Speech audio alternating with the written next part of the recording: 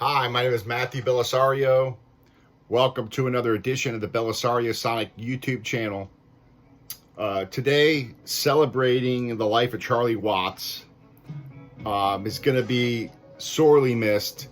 I've seen a lot of great Stone shows, and they never disappointed. Now, when you're talking the Rolling Stones, you're talking about probably the best-selling rock band ever.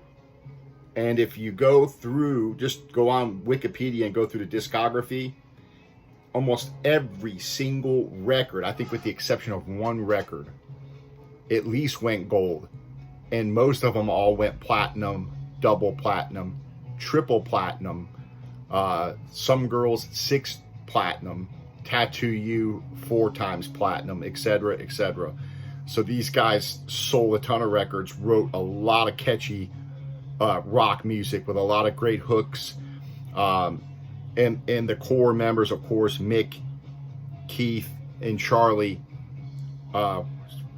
still with us until just yesterday when we lost Charlie Watts at the age of 80. So he will be missed, and it will be interesting to see what happens with the band going forward, because it's really tough without the 3 core guys there.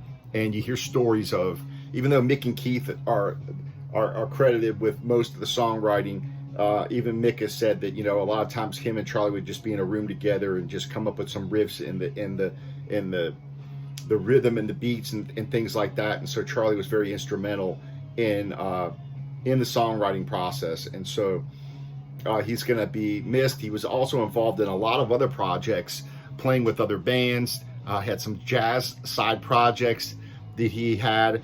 And so today I just wanted to go through my records of the Rolling Stones and just talk a little bit about them, show you my collection of the Rolling Stones right now, listening to Let It Bleed. Of course, a great record.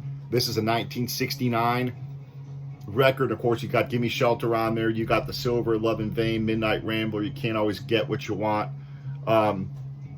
Fantastic record. They were so unique because they didn't have usually just one hit on a record like a lot of bands. They had 2, 3, sometimes 4 hits on one record. Pretty incredible. One of the earlier records here, this is a 1965 record, Out of Our Heads, and this right here is I think the first platinum, if I'm not mistaken. Let me go here and take a look. Actually, the first album was certified platinum. The next 3 were gold, and then this one was the 5th record, 1965. This was also platinum. So, and of course, this was very popular here with Satisfaction, The Last Time, Play with Fire. Just a great album. It's amazing to go through as I just go through, and it's been a while since I've listened to the Stones, but as I just go through these records, I'm just like, wow, how can these guys have come up with such great songs for so long? It's pretty amazing. That first album came out in 1964. The last studio album, I think, came out in 2016. That's pretty amazing. And again, if you go through and just look at how many they've sold of these albums, it's incredible.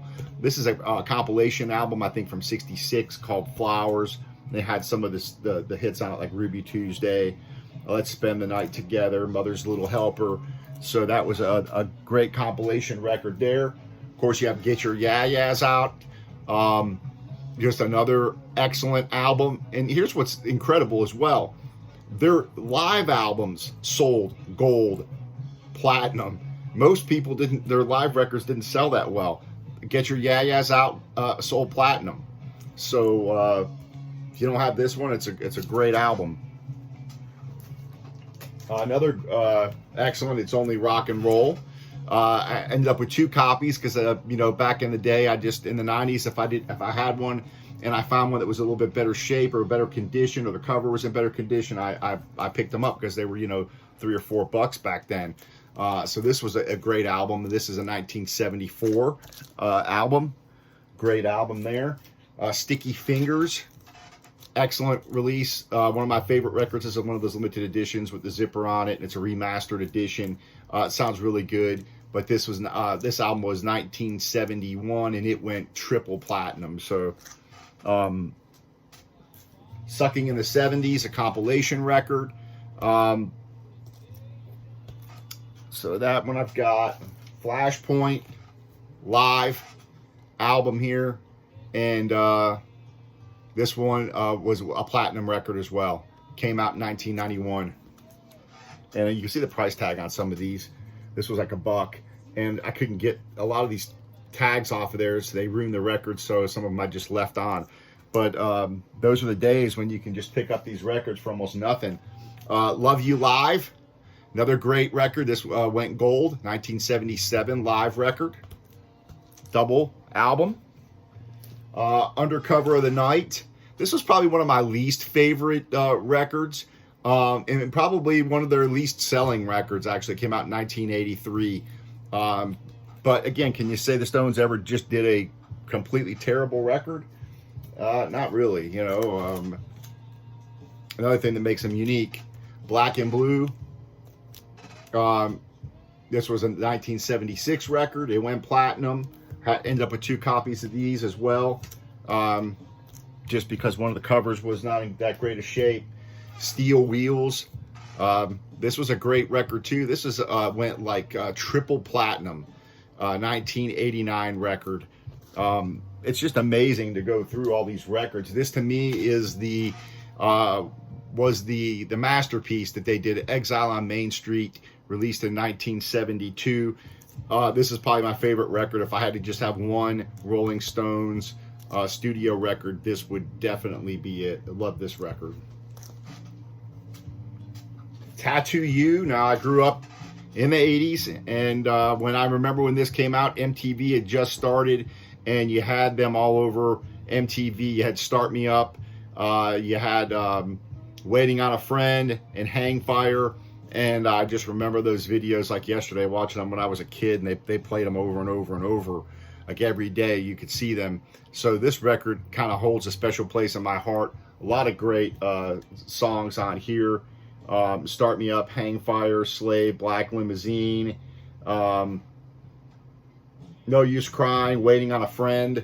This is just a great record. So just great rock and roll. And that's, if you could say what just, you know, modern rock and roll is, you put that Rolling Stones tongue on the, it's kind of like the definitive stamp of rock and roll for modern times anyway. Compilation album here, Made in the Shade. Some Girls. This is a fantastic album as well. When did this one come out? Let's see, 1978, 6 times platinum. I think this is an original release. I don't remember when I bought this, but I mean, talk about a lot of hits. I mean, Miss You, Cover of Imagination, Respectable, Before They Make Me Run, Beast of Burden, and Shattered. I mean, just a ton of great songs on here. When the Whip Comes Down. So again, another one of these that ranks up there at the very top of all-time greatest rock albums. Now for a few modern things that I bought some of these from the vault.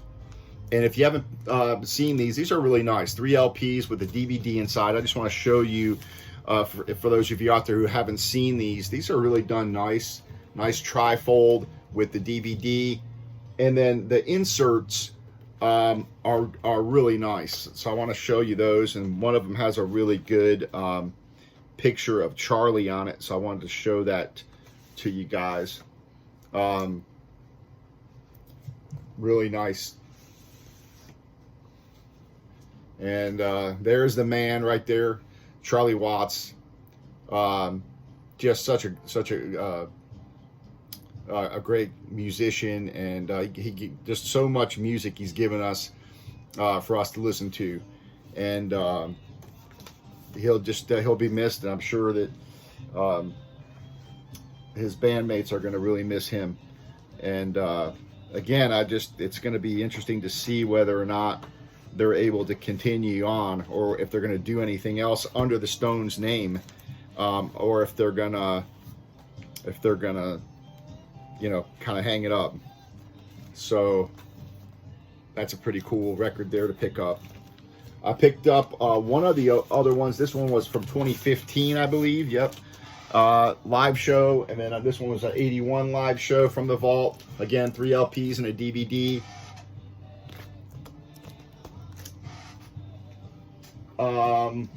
Original pressing of Bridges to Babylon. So I remember seeing them on this tour, and great record. This is one of the ones I bought in the 90s, so it's an original pressing.